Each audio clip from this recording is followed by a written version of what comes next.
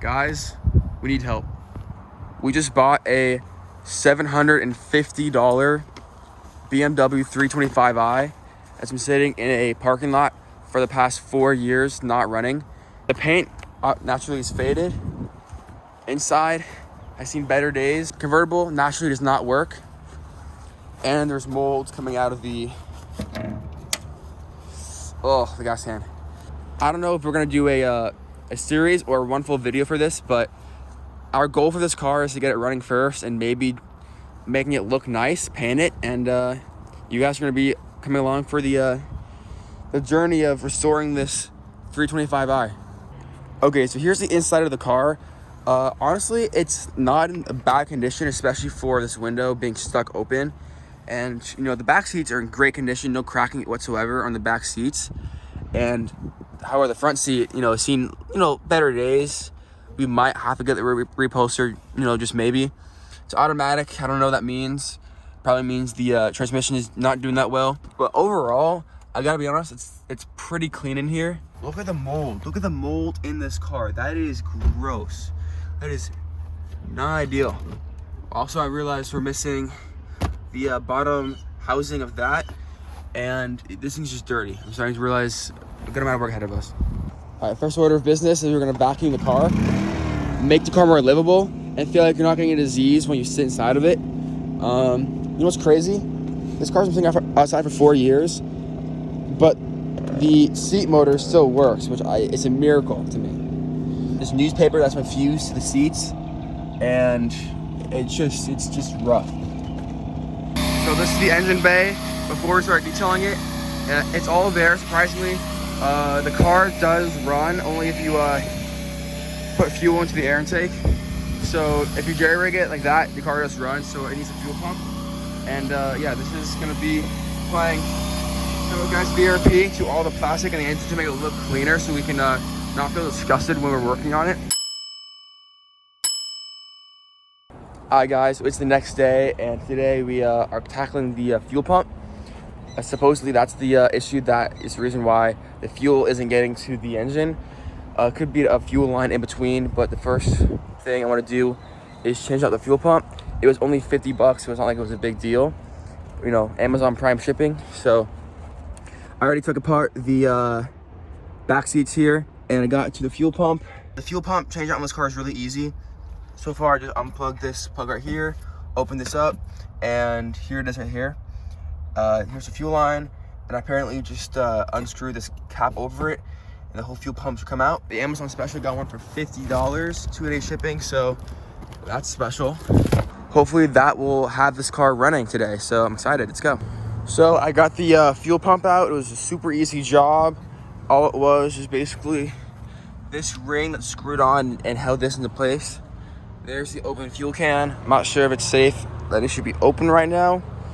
I guess one of the T-back looking things fell into the fuel pump, so I'm gonna have to fish that out right now. But yeah, it looks like this thing has seen better days, and it makes sense why it failed. So hopefully this new one will get this thing running. Let's go. All right guys, so new battery has been installed from O'Reilly's. Massive battery for this car, I guess because of the convertible top. We also just changed out the fuel filter, fuel pump. So hopefully with those two things, this car can run by itself. I'm a little scared, but let's see if we get power. Okay, power's on. Ready? Moment of truth. I heard the fuel pump clicking. I didn't hear it putting in fuel though, so I don't know if that's a good or a bad thing. Let's try again.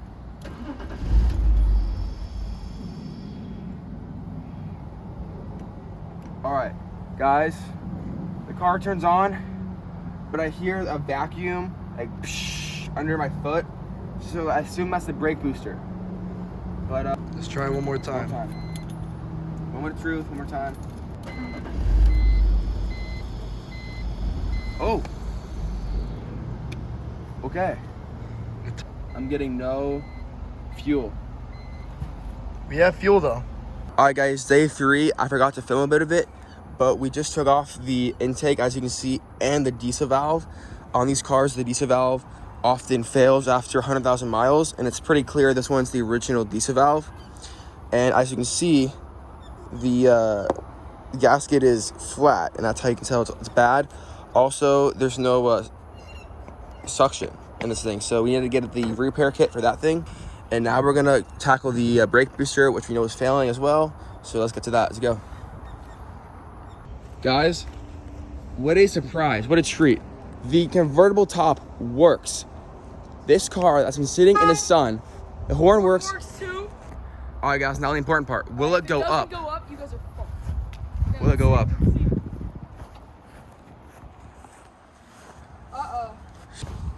Charlie. Oh, it works now. It works. What'd you do differently? Press harder. Oh my god. That's sick. Bro, you guys need to clean in there a lot. God damn. Dude. That's sick, Charlie. That's a sexy. Oh.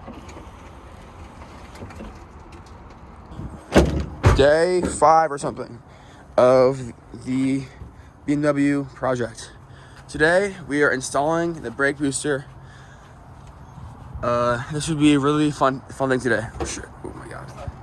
We're also going to replace all the vacuum lines that we can because they're all corroded. And then yeah, let's get this thing running today. Let's go. Oh, he's back. Yeah, that dog is always there, protecting us from the highway. So yeah, great spot to be. Let's go. Brake booster time. All right, guys. Last time we had a big issue getting the brake booster out, so what we did was we took the master cylinder and ABS and we hooked it on this little fireball area. So there's a bunch of clearance. We cleaned this out a little bit. Now, let's get it in. Let's put it in, boys. All right, guys, we just wrestled this new brake booster in. I'm telling you guys, it's kind of stressful. We decided to go with the no brake bleeding. We literally just moved this to the side. And oh my god, we were scared we're gonna bust one of the brake lines or hit a wire. We did some damage to this little wire shield here, but the new brake booster's in. And oh my god, that was stressful. I'm so happy. Blackface, huh? Yes, sir. It's been about 45 minutes since we started. The brake booster and the master cylinder has been installed. This was to get on, but we got it on. We're both blackface. Yeah, it's really tough, really tough. Yeah, we did it, we did it. Let's go, guys. We just finished putting in the new master cylinder, or used one, the plugs, and the box is back in. Everything is installed. Now we have the air intake to worry about, and after that, this car should be ready to drive. So we're really excited. Yes. A lot of work has gone into this, but we're there, we're getting close. We have reassembled the intake.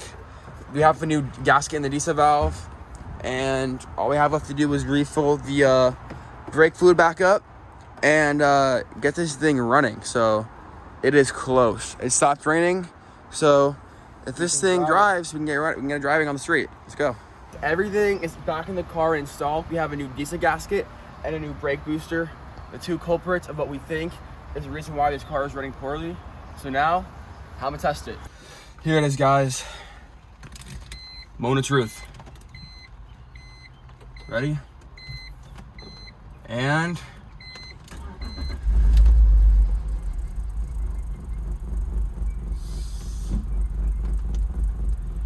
she's running.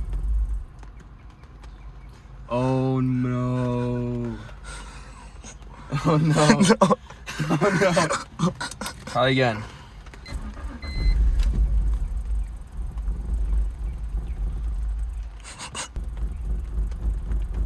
It runs, but poorly, just like last time. So basically, we installed the brake booster, and even though the vacuum, I think, was fixed, the car still ran pretty poorly, and it would still stall out once you press the gas. And we heard around that basically that means that there's too much fuel and the car's being choked out because it's not creating a spark. And the spark plugs in this car were also really in bad condition, so put two and two together, got new spark plugs, and hopefully it'll run. All right. It is time to get this thing running. New spark plugs from Motorcraft have been installed. Time to get this thing running. Hours have been poured into this thing, all to come down to this. A lot of tension right now. Let's go. Ready? Oh my God, look. The fuel thing works now. The gas reads. It reads Ready? gas. Then it works, so we pull out the good old compression tester. And yeah, this is gonna be a decider if we keep this car or not.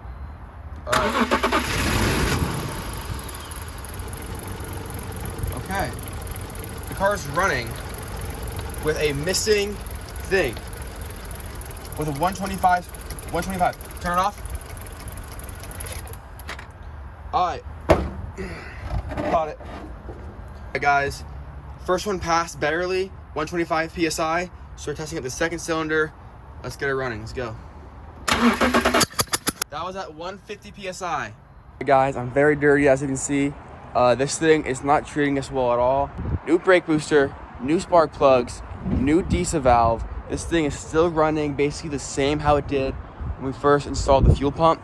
So a few things that go through my mind is, well, first off, how about compression? We tested that. Compression is good on at least the first 3 cylinders. So 125, 150, 155 PSI. So it's good compression for the engine. So we're not worried about that. But now we're just trying to find out what it could be. For some reason, whenever it idles at 500 RPM, which is very low. And for some reason, whenever you give it gas, it dies. And some people say that that could be because when you press the gas pedal, it puts more gas into the cylinders and it's not sparking. So it could be the car's being flooded and it's not making spark.